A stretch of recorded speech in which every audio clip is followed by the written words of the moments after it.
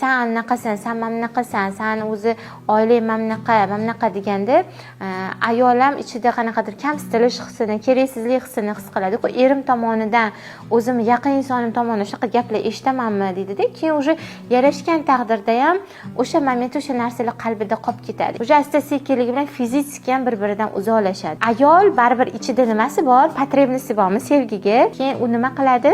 Qalbini uchishach qiladigan narsalar qidiradi. Ya'ni to'ldirish uchun. Misol uchun kimdirlar sayohatlar bilan, kimdirlar pul topish bilan, kimdirlar ishga kiradida, mana shu qalbidagi bo'shliqni his qilmaslik uchun, shu og'riqni his qilmaslik uchun aytadiki, hali shunaqa zo'r bo'lib ketaman deydi yoki shunaqa chiroyli bo'laman, hali meni ko'rsatib qo'yaman senga degan narsada yana qalbidagi hisga e'tibor bermaydida. O'sha his baribir qayerdandir kelgan-ku, u qachondir bu hislarni his qilganki, hozir u hayotiga ta'sir qilyapti. Bu og'riqni kimdir bergan, lekin u hozirgi insonlar beryapti degan ongda yashaydi. Aslida men qachon o'zimni keraksiz his qilganman, qachon men o'zimni kamsitilganman, kim hayotimda menga shunaqa og'riq bergan, o'sha bolalikdagi tajriba va hissiyotlarini hozirgi katta bo'lgan holatda hislarini yashab berib, keyin fikrini o'zgartirganda atrofchi bunaqa deyishadi, "Voy, erim cho'ta o'zgarib qoldi, mehribon bo'lib qoldi" deydi. O'sha narsasini yechganda-da, chunki bizni aslida ko'rishni istagan narsamizni atrof bizga ko'rsatib beradi.